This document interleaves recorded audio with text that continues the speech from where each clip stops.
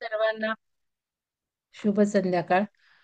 आपण ओंकाराचं साधना करतोय, पण त्या ओंकाराला आपण आधी जाणूनही घेतलं पाहिजे की काय आहे हा ओंकार, का आपण याची उपासना करायची.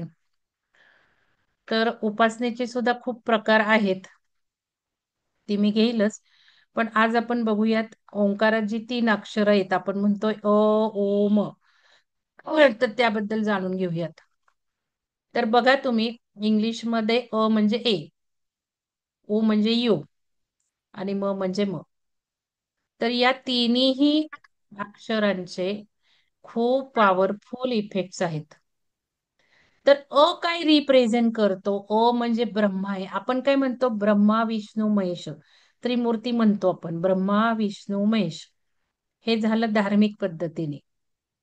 पण आपण जर सायंटिफिक असोल, तर आपल्याला अणु, रेणू म्हणजे इलेक्ट्रॉन, प्रोटॉन, न्यूट्रॉन माहिती. तर एखाद्या ॲटम मध्ये त्याचं स्ट्रक्चर जे असतं ते इलेक्ट्रॉन, प्रोटॉन, न्यूट्रॉन असतं. तेच आपले ब्रह्मा, विष्णू, महेश. मग कुठल्याही चराचरात गोष्ट बघा, आता मोबाईल बघा, पेन बघा, कपबशी बघा, पेन बघा, प्रत्येक हे ॲटमनी बनलेलं आहे. आणि प्रत्येक ॲटम हा इलेक्ट्रॉन, प्रोटॉन, न्यूट्रॉननी बनलेला आहे. आपण हे शाळेत शिकलेलो आहोत. तर त्यालाच आपल्या धार्मिक भाषेत, धार्मिक म्हणजे ऍक्च्युली धार्मिक नाहीये ते, पण आपण डायटी म्हणतो, देव देवता. याच्यात ब्रह्मा, विष्णू, महेश म्हटलंय. मग अ जो आहे ना, तो ब्रह्माचा साऊंड आहे. ब्रह्म. मी काल सांगितलं की ओम हा ब्रह्मांडाचा उत्पत्तिकारक आहे. ओम मधनच ब्रह्मांड निर्माण झालंय. म्हणजे आपलं सत्य जे आहे ते ओम आहे. म्हणून अ हा ब्रह्माला रिप्रेझेंट करतो. आता यू काय? ऊ, अ, ऊ. ऊ म्हणजे विष्णू. आता ब्रह्मा काय करतो? तर ब्रह्मा क्रिएशन करतो, सृष्टीचं क्रिएशन करतो. मी काल म्हटलं ब्रह्मांड उत्पन्न केलंय, ओंकारातनं उत्पन्न झालंय. ओंकारातनं सगळं हे विश्व निर्माण झालेलं, इतकी ताकद आहे त्या ओंकारात. मग हा ब्रह्मा क्रिएशन्स करतो. ऊ काय करतो? तर तो विष्णूला रिप्रेझेंट करतो, म्हणजे मेंटेन करतो, पालन पोषण करतो. साधा आपलं उदाहरण घ्या. एखादी स्त्री जी आहे, प्रेग्नंट राहते, मुलाला जन्म देते म्हणजे क्रिएशन करते. आणि मग मूल जन्माला आल्यावर तिचं पालन पोषण करते. मग ऊ असं आहे बघा, आपल्याला पालन पोषण करतो ऊ. मग ज्या ज्या वेळेला आपण अ, ऊ, म म्हणतो, त्यावेळेला क्रिएशनची शक्ती येते. क्रिएटिव्ह होतो आपण. आपल्याला पालन पोषण, सृजनात्मक मेंटेनन्स पॉवर येते. ओ, म. मग काय आहे? तर महेश्वरा, डिस्ट्रॉयर, शिवा. शिवा डिस्ट्रॉयर आहे. क्रिएशन झालं, पालन पोषण झालं, मृत्यू होतोच आपला कधीतरी. मग तो हा शिवा आहे की representing principles of creation, sustenance and dissolution. Dissolution करतो, नष्ट करतो, संहार करतो, म्हणजेच डिझोल्यूट होतं. तसंच हे ब्रह्मांड आहे. ब्रह्मांड, पृथ्वी, युग हे प्रत्येक वेळेला निर्माण होतं, मेंटेन केलं जातं काही युगानवर्ष, आणि परत त्याचा संहार होतो, डिस्ट्रॉय होतो. परत उत्पत्ती, परत त्याचं मेंटेनन्स, परत डिझोल्युशन. आणि हेच डिझोल्युशन प्रत्येक क्षणाला चालू असतं, लक्षात घ्या.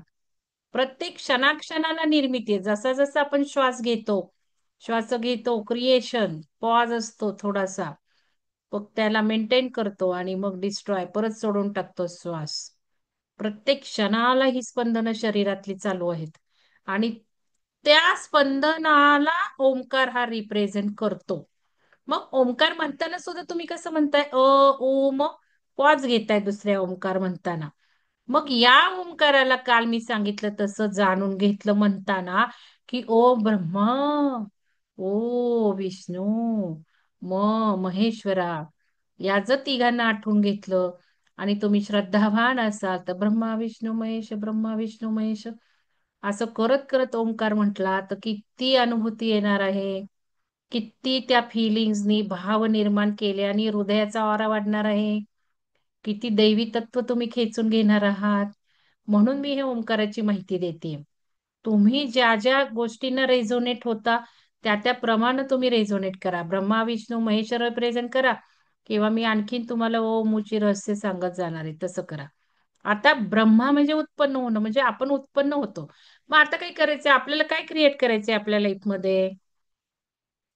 आपल्या लाईफमध्ये काय क्रिएट करायचंय? समजा एखादी प्रेग्नंट व्यक्ती आहे तर आपण सांगतो प्रेग्नंट स्त्रियांनी ओंकार उपासना करावी. मग आपल्याकडे होत्या त्या मॅडम 3-4 महिने केली, त्यांचं सुंदर प्रेग्नन्सी गेले, विना त्रासानी गेली. तर आजूबाजूच्या सगळ्यांना तुम्ही देवी ध्यान करायला सांगा, ओंकार ध्यान करायला सांगा. तर हा जो हे उत्पन्न आहे, आपल्याला काय उत्पन्न करायचंय त्यावर फोकस करा. ओंकार म्हणता म्हणता, म्हणता म्हणता काय उत्पन्न करायचं? समजा बीज लावलीत, बागेत झाडं लावलीत, कुंडीत रोपं लावली आहेत, आपल्याला त्याची उत्पत्ती हवी आहे, उत्पन्न हवंय, छान मिरच्या आलेल्या हव्यात, छान फुलं हवीत, तर त्या अनी होणार आहे. ओम म्हणता म्हणता ते व्हिज्युअलाइज करा, फील करून घ्या. म्हणजे आपल्याला जे काही फायदे आहेत ओंकाराचे, कामदम आपल्या कामना पूर्ण होणार आहेत या मध्ये. कारण उत्पत्तीची शक्ती तो देतोय. आता म्हणजे उदय होणे म्हणजेच विकास होणं. आपल्याला कशा कशाचा विकास करायचा आहे ते फोकस करा. ते ओंकार म्हणताना जाणून घ्या. आणि म्हणजे शांत होणं. मग शांतीची पण गरजच आहे, म्हणजे ब्रह्मामध्ये लीन व्हायचंय. आपल्याला ब्रह्मामध्ये विलीन होत जायचं. आता तुम्हाला सप्तलोक मी शिकवलेत, आयाम शिकवलेत, डायमेन्शन्स शिकवलेत. आता पृथ्वी चालली 5th डायमेन्शन मध्ये. आपण सध्या 3rd डायमेन्शन मध्ये होतो. आता आपली ही उन्नती झाली आहे, आपलाही चेतनेचा विकास झालाय. पृथ्वी पण चालली आहे आता 5व्या आयामाच्या जवळ आली आहे. पृथ्वीची कॉन्शियसनेस वाढत चालली आहे. मग हे 7 लोक आपण लहानपणी पण शिकलो, कथांमधून वाचलं. सप्त लोक, खाली पाताळ आहे, आपण राहतो तो भूलोक आहे, भूवर लोक आहे, हे सगळं शिकवलंय तुम्हाला. चला ह्याच्या चेतनेच्या पलीकडे कोर्स आहे वेबसाईटवर. जे काही सध्या सगळं ब्रह्मांडात घडत आहे, जे काही परिवर्तन सुरू आहे, ते सगळं वेबसाईटवरच्या कोर्सेसमध्ये आहे. ज्यांना इच्छा आहे जाणून घ्यायची त्यांनी ते करायला लागा. तर हे तिन्ही लोकांना रिप्रेझेंट करतं. बघा, भूलोक आहे आता सध्याचा आपला. यू म्हणजे काय? भूवर लोक आहे, ऍस्ट्रल प्लेन म्हणतो ना आपण, ऍस्ट्रल प्लेन. ऍस्ट्रल प्लेनवर ट्रॅव्हल करायला लागलो, 4th डायमेन्शनला जायला लागलो. मग हा भूवर लोक आहे, म्हणजे यू आहे. आणि म्हणजे बघा, स्वर्ग लोक आहे, म्हणजे सोलर वर्ड्स म्हटलंय त्याला. मग आपण शिकलो की स्वर्गात जायचंय, लहानपणी आपण करायचो. मग आपल्याला स्वर्गात नेतो, शांतीत नेतो, ब्लिस मध्ये नेतो. आता वेदात काय म्हटलेलं आहे बघा, हे रिप्रेझेंट आपण जर वेदाला बघितलं तर वेदात ऋग्वेद, यजुर्वेद, सामवेद, म्हणजे हा जो काही ओम आहे, हा ओम हे 3 अक्षर 3 वेदही रिप्रेझेंट करतात. तर खूप खूप महती आहे या सगळ्या ह्याची, ओंकाराची. आता बघा, represents physical world, you represents mental आणि ऍस्ट्रल, म्हणजे physical dimension, mental dimension, astral dimension पण आहे. मग तुम्हाला माहितीये की आता 4th प्लेन म्हणजे ऍस्ट्रल प्लेन मध्ये कोण असतं? तर स्पिरिट्स असतात. आपण थोडं थोडं वर जायला लागलं की हेवन म्हणतो ना, तसंच. आणि आता जे काही डीप स्लीप आहे, तुरीय अवस्था आहे, ते मी तुम्हाला नंतर सांगेल. आता मी मिक्स करत नाही, परत तुम्हाला कन्फ्यूज होईल. आता सगळ्यात महत्वाचं लक्षात घ्यायचंय शारीरिक, कारण आपल्याला शारीरिक दुःख आहेत, वेदना आहेत. जरी नीता मॅडमनी सांगितले म लॉंग म्हणायचा, 2 सेकंद म्हणायचा, 3 सेकंद ओ म्हणायचा आणि 5 सेकंद म्हणायचा, हे नीता मॅडमनी सांगितले. ते तशीच सुरुवात करायची आहे. पण जे जुने साधक आहेत त्यांना माहिती आहे, त्यांना महिन्या महिन्याचं टार्गेट दिलंय, किंवा त्यांची स्पाईन दुखतीये, कंबर दुखतीये, L5 L4 दुखतोय, तर त्यांना सांगून ठेवले लॉंग म्हणा. आणि लॉंग म्हणून ते तिथल्या वेदना थांबवतात, कमरेच्या, लोअर बॅकच्या. समजा तुम्हाला काही नाभी, आपली बेंबी, ते नाभीमध्ये तुम्हाला त्रास आहे काही. आता एका मॅडमशी मी बोलत होते, त्या म्हणाल्या चेस्ट मध्ये प्रॉब्लेम आहे, काही ब्रॉन्कायटिस झालं, काही अस्थमा आहे, चेस्ट रिलेटेड इश्यूज आहेत, हृदयाच्या रिलेटेड इश्यूज आहेत, तर नक्की तुम्ही लॉंग म्हणायचं, पण आता नाही म्हणायचं. ही साधना आहे, ओंकार ही साधना आहे, स्टेप बाय स्टेपच केली पाहिजे. कारण तुम्ही आता जो उलॉंग म्हटला, तर तुम्हाला महत्वाचा फायदा पहिल्यांदा ब्रेनवर झाला पाहिजे. कारण काल मी सगळं सांगितलं थोडंफार ब्रेनचं, की ब्रेनमध्ये हार्मोन सिक्रिशन्स होणार आहेत. पहिल्यांदा आपल्याला शांती हवी आहे. पहिल्यांदा झोप हवी आहे. मग त्या फायद्याने आपले बाकीचे फायदे आपोआप बंद होणार आहेत. दुखत असेल ते बंद होणार आहे. म्हणून ओ आधी म्हणायचं नाही लॉंग. ओ आधी लॉंग म्हणायचं नाही. मॅडम सांगतात तसं करायचं. 1-2 महिने झाल्यावर हे माझं सगळं ज्ञान वापरायचं.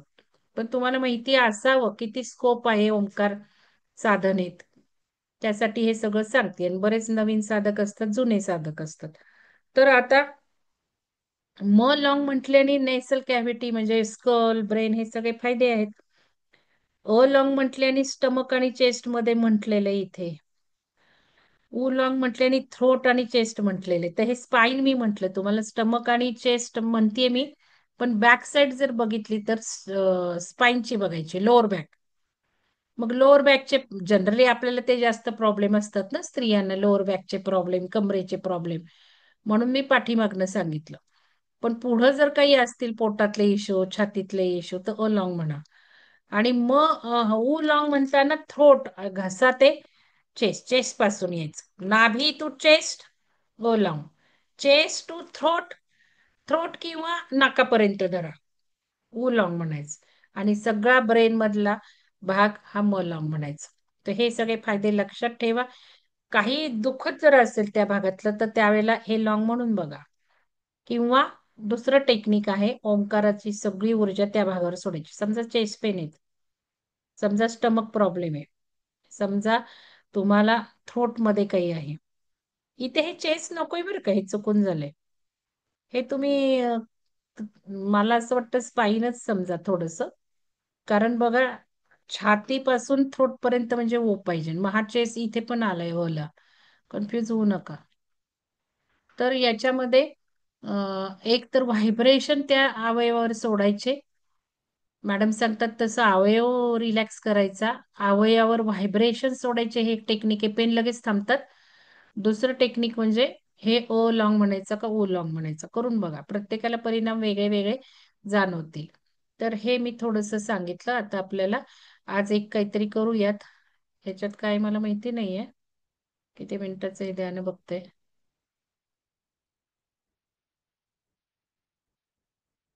हे जास्त आहे, 20 मिनिटाचं आहे. ओ लॉंग म्हणू आपण आता आज, चला. आवाज येतोय का मला सांगा.